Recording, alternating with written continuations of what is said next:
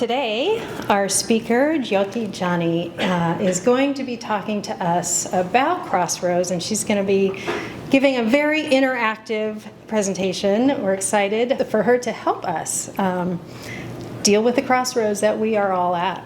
I'm excited to introduce Jyoti. She is a culture strategist, an experience designer, a DJ, whose work bridges creativity, leadership, and systems change. She's a co-host of WOPOP on KEXP, where she spins global music that celebrates culture and connection. She's also the founder of Spill Play, where she leads immersive workshops and retreat.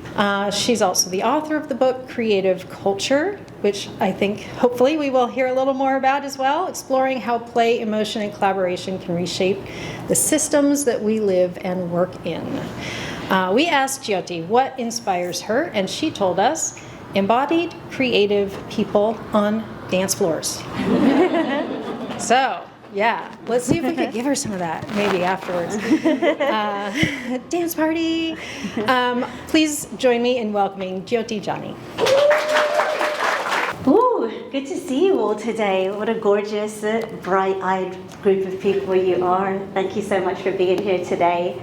I am delighted to be here, speaker for this month on the theme of Crossroads, and have way more to talk about in this short time than I could possibly get to. So thank you for allowing me to give you a little taste of why I believe play and creativity are the secret to systems change and the medicine that we all really need through these times and this collective crossroads that we find ourselves at in this moment today in 2025. So as we get started, I do want to invite you just to arrive in this space. And I'm a DJ, is one of the things I do, and I'm super passionate, not just about music, but all different types of embodied methods, using the arts and play to help us access creativity and better connect and collaborate together. One of the ways I do that is through music, but I also use the arts, applied improv, and other methods to help teams really open up and have better ideas and take better collective action together.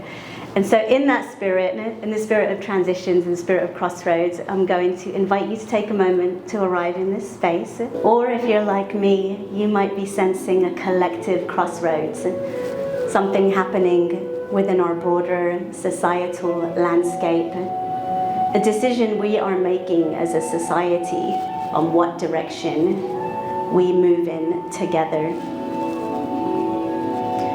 Notice what arises. There's no right or wrong. Just be open and curious about the different paths in front of you.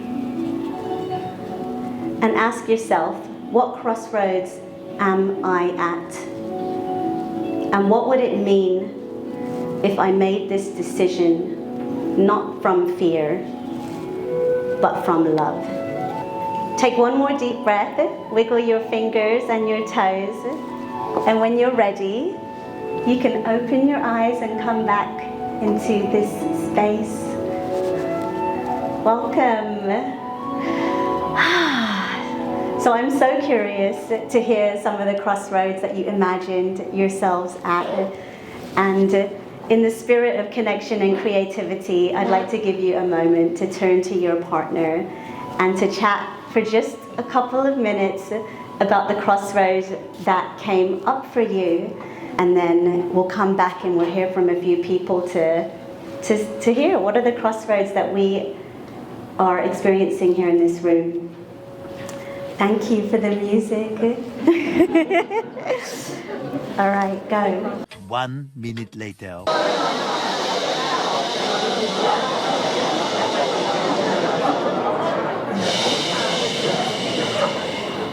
Welcome back.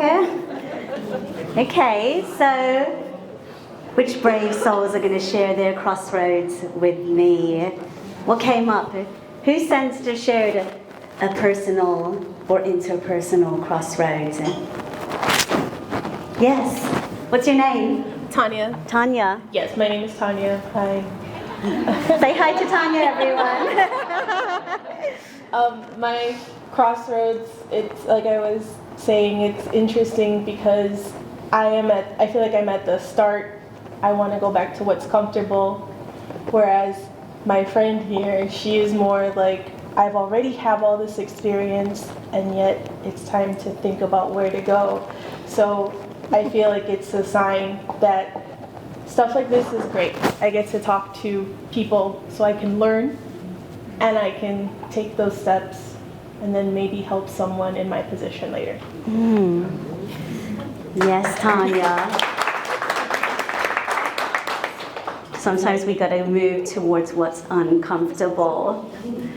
Who sensed more of a collective crossroads and talked about where we're at?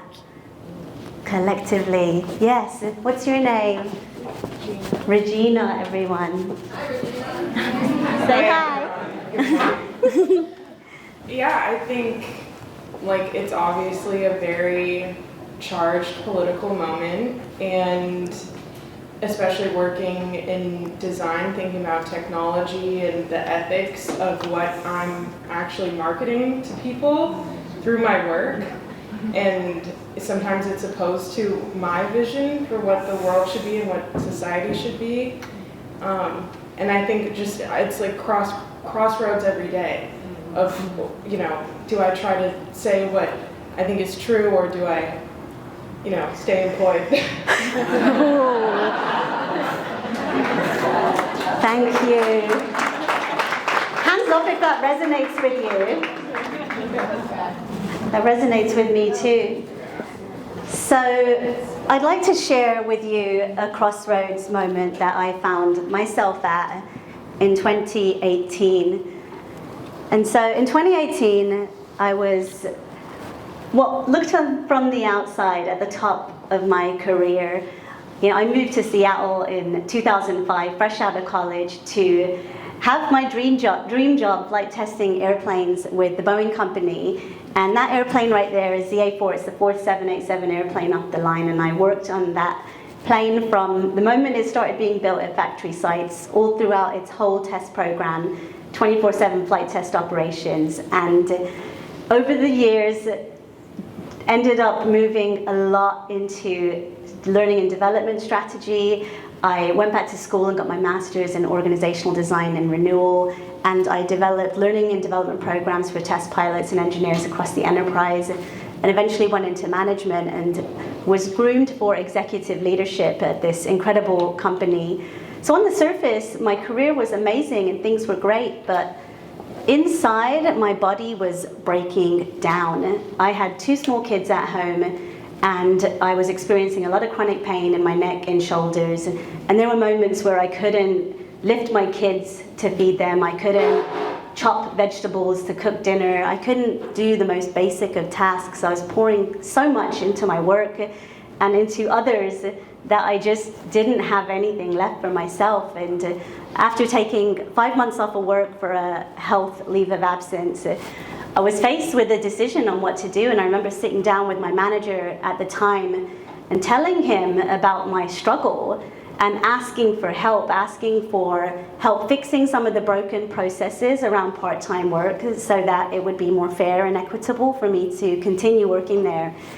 And he told me, that's just the way the system is, that's just the way it works, we can't change it. And I knew in that moment that I was pouring so much of myself into a system that didn't really value me and didn't acknowledge my struggle. And so it was one of the hardest things I've ever done. But I went ahead and I clicked that resign button in October 2018, and it was probably one of the most scariest, difficult things I've ever done, because the whole reason I moved to the United States when I was 17 was to pursue this dream of aerospace, and so much of my identity was wrapped up in this job. So walking away from it stripped kind of all of my self-worth and sense of identity down to nothing, and I was left kind of having to rebuild myself from the ground up after this major crossroads. And so when I decided to leave, I was like, what can I do next? I want to work for myself. I want to build a career on my own terms. And I decided to choose play. And so At the time I was doing a lot of facilitation inside of the company, and I had been facilitating strategic planning and using a lot of creative methods in my work. But I had this experience actually many years earlier in 2010 at a Systems Thinking in Action conference, where there was a workshop on Lego Serious Play, which is a facilitated problem-solving and communication tool where people build their responses to a series of increasingly deep and progressive questions using Lego bricks, using play. And it's a really cool way to surface insights. And the facilitator that day asked us to build a model of a nightmare CEO. And I wasted no time in building, there's a picture of the model I built right there. I built a man in an ivory tower, wearing a helmet, like just unable to hear, kicking away a ladder to like working level people, making him completely inaccessible. And they all have their back to this window, which represented new opportunities and growth. And there's like beautiful trees outside, but nobody's even looking outside because they're all facing the wrong way. And this experience really had touched me so much. Now I know, like through my studies of neuroscience, that there's real power in naming difficult emotions. Actually, science shows that when you name something that's difficult and name an emotion, it reduces the intensity of that emotion. And I felt liberated in that moment. But years later, actually, while I was still at Boeing, I ended up getting certified as a Lego Serious Play facilitator with the support of a different manager at the time. And actually started using Lego Serious Play as a facilitation method inside executive boardrooms. I used it with my team of managers at the time. We were having a really hard time with the global strategy where we were outsourcing work to India, and a lot of people were extremely afraid about this strategy. They were resisting it. They were afraid of losing their jobs. And even though nobody was talking about it, it was basically the main thing that was affecting people's levels of motivation engagement. So I facilitated a workshop where we actually surfaced our fears and talked very openly about, why are we resisting this? What's really going on here? Where is that fear coming from? And I even remember challenging people and asking them, like, do you feel the same way about outsourcing work to Australia versus India? And because I think that there were a lot of kind of cultural dimensions to the fear there as well, and it was definitely different depending on the country in question. So there were a lot of ways that using play kind of helped me and helped others kind of open up to some of the difficult truths that we were having a hard time talking about. And so when I left, I was like, all right, there's something about play. I knew it in my body. Like, I'd seen it disrupt power dynamics. I had seen engineers sitting around a table with vice presidents and directors, able to talk about things that they would never usually say, because it kind of neutralized power dynamics. And that was an instinct that I had when I left. I was like, I'm gonna start a consultancy. I'm gonna call it SPILL, which means play with purpose. And I'm gonna figure out how to help people play, like, out in the world, because I think that's what we really need to be doing.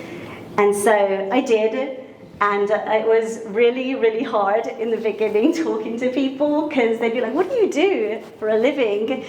And I would try and figure out how to explain it in a way that made sense. And for a long time, I just got blank stares and like puzzled expressions. But eventually I kind of figured out, I did a lot of research, I did a lot of studying, and came up with a lot of different frameworks and studied a lot of different frameworks. And this framework here is one of my favorites. And so it shows the map of emotional zones. And so who's seen this framework? It's called the Ruler Framework, and it's by a researcher called Mark Brackett from the Yale Institute of Emotional Intelligence. And well, first let's rewind a little bit and talk about emotions. So I want to really define this for us. So do I have anybody who's brave enough to define what an emotion is in the room? Paula, yes. What's an emotion, Paula? Tell us. An emotion is a vibration in your body that it comes from a thought, and it creates action that then creates a result in your life. I love that, vibration. Vibration is such an energetic word, and in the Western context, we think about emotions as very as like an electrical impulse, really. If you think about the nervous system, then emotions are very much, and a lot of emerging neuroscience shows us that emotions have a chemical signature, they have an electrical signature. There's a lot of like physical vibrational energy that emotions have. In an Eastern context, Eastern cultures have known this for like hundreds and thousands of years, that emotions are energy. If you think about prana, in the Indian system, or chi in the Eastern system, then we understand that emotions are the life force that exists in our bodies. And so I started studying these emotions, and this map actually shows 4 emotional zones. On the left we have unpleasant emotions. On the top left we got the survival zone, which is associated with fight or flight type emotions. Things like fear, anger, frustration, anxiety. And we usually feel in the survival zone when we believe a threat can be either overcome through force or flee, like escaped through fleeing. And who can tell me what it feels like to be in the survival zone? How does it feel in your body? You can shout it out. Tense, tight. What about facial expressions? Pinched. You can tell. The burnout zone is low energy emotions and freeze. The freeze response actually is the burnout zone, when we feel overwhelmed, disassociated, when we believe a threat cannot be overpowered, when we feel powerless, we tend to go into the burnout zone. And these are emotions like sadness, shame, depression, exhaustion. And so as I studied these zones, and I was teaching people how to move into the flow and performance zone, which is the top right zone, I realized I was pretty stuck on the left side, and I needed to figure out how to get over to the right side, which is where we have our pleasant emotions. Who'd like to define flow for me? The state of creative flow.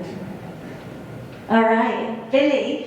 Well, I tend to live in the yellow section, so it's when you're just doing something, and if you ever watch a drummer and they're playing drums, their eyes are closed. They're not. You're fucking not there anymore. The most powerful thing about it is that sometimes they're not there anymore. They're in a totally. They've levelled up to a place that we could only aspire to get to. I love it, and thank you for painting that picture for us, Billy. But yeah, essentially, when we're in flow, we are completely immersed in what we're doing. We're not worried about how we look, how we're perceived. We feel safe to be ourselves. Yes. I just want to add that in combination of being engaged and stimulated, that you're also feeling relaxed, but also like on an adventure. You're open to what's going to happen, and you're curious to see what's next. I love that. We're open to new possibilities. And studies show that when we are in the flow zone, it is the optimal state for performance, learning, imagination, creativity. It really is what we as humans are designed for, and how we evolve to coexist with our environment. And in a nutshell, unpleasant emotions are basically negative reinforcement. They're telling us that something is not good for our survival, whereas pleasant emotions are signals, data, that's telling us that something is good for our survival. And our instincts for love and connection really are pulling us to the right side. And so I'd like to invite you to think about the crossroads you're at. My major crossroads. What was difficult about it was that I thought my job was helping me to feel good. It was feeding my ego, but it was actually keeping me stuck on the left side. And so I had to figure out kind of how to get over to the right side. And I'm not going to carry on without pointing out the recovery zone, the bottom right zone. And so without appropriate rest and recovery, we actually can't enter the flow zone. And so building in time for being grateful, for feeling fulfilled, for being content together is actually really important, because all of these zones are a normal part of the human experience. The struggle is just when we get stuck over on the left side, and also when we don't make space to be on the right side within our workplaces, within our communities, within our relationships together. So I really wanted to kind of share this framework with you because it's been one of the key ones that has influenced my work together with other groups and with other people, and really just understanding how we have to kind of acknowledge and address and confront what is keeping us stuck on the left side if we want to get to the right side. Now, there's a lot of playful facilitators out there and lots of companies that try and force us into the yellow zone. They'll give us perks, they'll give us, they'll want to play games, they'll have happy hours, they'll have pizza days, but without really confronting and addressing what's keeping us stuck on the left side. And so this is where I like to think about shallow play versus deep play. Shallow play is when we're trying to too quickly move into the yellow zone or the flow zone without really understanding the depth of what's keeping us on the left side. And so deep play, my definition of deep play is play that allows us to collectively move, confront what's keeping us on the left side, and move into the right side together. So that's my little bit of science for you. I'm going to keep us moving. And so, over the years, since 2018, since starting to do this work officially as my day job, it's been so transformational for me. I've had to realize how myself as a facilitator was getting triggered, and still do sometimes, by some of the really difficult resonant realities that keep us collectively stuck. I realize that a lot of the systems that we navigate are designed to keep us stuck on the left side. A lot of the way that we sell, a lot of the ways that we try and motivate people in the workplace is through avoidance of pain. It's fear-based motivation. And so a lot of my own kind of aha moments have been like, oh, this is perhaps not a problem with me, but it's a problem with the system. And if we really want to be creative, I can't just create my own bubble where I'm shallow playing with others. Like, we really have to change the systems that we're a part of while also finding joy and finding our ability to play and using that vibrational energy to help us move from the left side to the right side together. So now I use a lot more different tools in my toolkit. Beyond Lego serious play, I use art making. Like, that top left picture is a haiku station that I hosted at a recent event at my book launch party. And the haiku prompt was, write a haiku that connects a past struggle to a future hope. And so simple prompts like this can help us both name what we're moving away from, what road we don't want to take on that crossroads at that intersection, but more importantly, what are we moving towards? And I think there's a huge opportunity in this moment in 2025 to think about, if we want to rise above these oppressive systems, instead of us saying what we don't want, saying, well, we don't want that, we don't want to be that, well, who do we want to be? What are we moving towards? And I think that there's a huge opportunity for us to imagine and create from. With me? Sure. Real quick. So the way that it works is, if you're leading and I'm following, you can make some gentle, soft movements, and my job is to follow them. You can move your body, you can move your face. Try to keep them soft and gentle, and then when I say switch, switch. And I just want you to experience what it's like being in flow. If you're noticing some resistance to doing this, good. That's the point. And so we're going to play a quick song. You'll have 1 minute each. We'll hear from a few people, and then we will be closing our presentation. Will we have time for Q&A afterwards? A little bit. Okay, so let's do it. You ready? Okay.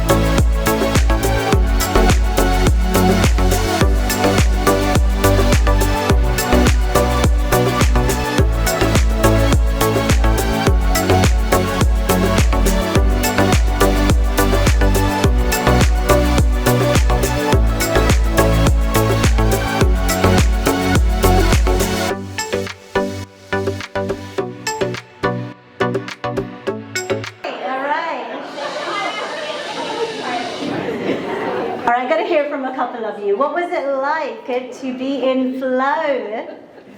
Fun. Fun. Awkward. Awkward. Connected. It's like a different body language. You know, I'm used to what my body does. Yeah. And I gravitate to that. But to mirror someone else's natural body stuff felt like it wasn't me. It's great. Yeah, I love that. You know, you're really forced into flow when you play a game like this, and I use this game with groups to help understand, well, one, what do you have to overcome in order to be present, that awkwardness, that anxiety, and how do you really tune into another person? You know, there's a process called attunement where caregivers, you know, from the moment we're born, we attune with our caregivers through mirroring, and our bodies are actually designed to create safety for other people through maintaining eye contact and through copying each other. Essentially, it's one of the ways that we as humans evolved to build connectedness and relationality. And I wanted you to experience it because you do have to kind of overcome a lot to get it. And you know, 80% of communication is nonverbal. It's body language, it's tone of voice. And so one really quick way to create safety when you're in relationship is through mirroring someone, and you can actually de-escalate potentially tense situations by using warm, open body language and eye contact. And the other person, you'll notice when you do that, will do that too. So just a little gift, a little parting gift from me to you. But you know, thank you so much for making time to be present today. I do have a website you can visit if you want to subscribe to my newsletter. I have a lot of different things that I do. Next week, I have my show on Tuesday. I'm also co-hosting the morning show on KEXP with Kevin Sir to kick off AAPI Heritage Month, which starts next Thursday. I'm hosting a book talk at Third Place Books, talking a little bit more about my book, Creating Culture, which just published last month. And more than anything, I'm just available and open for any questions and comments that might be here. I also have some stickers and bookmarks if you want to grab one afterwards. You're more than welcome to take one as a gift from me to you. But thank you for having me. Creative Mornings has been a joy. Anybody have a question? So in my work, I do a lot of workshops for design creativity to, get to solve design problems. And I'm wondering if you have resources that you have maybe on your site or something that would help people who have to do that kind of work to incorporate some of this stuff. Yeah, there's tons of resources I would recommend.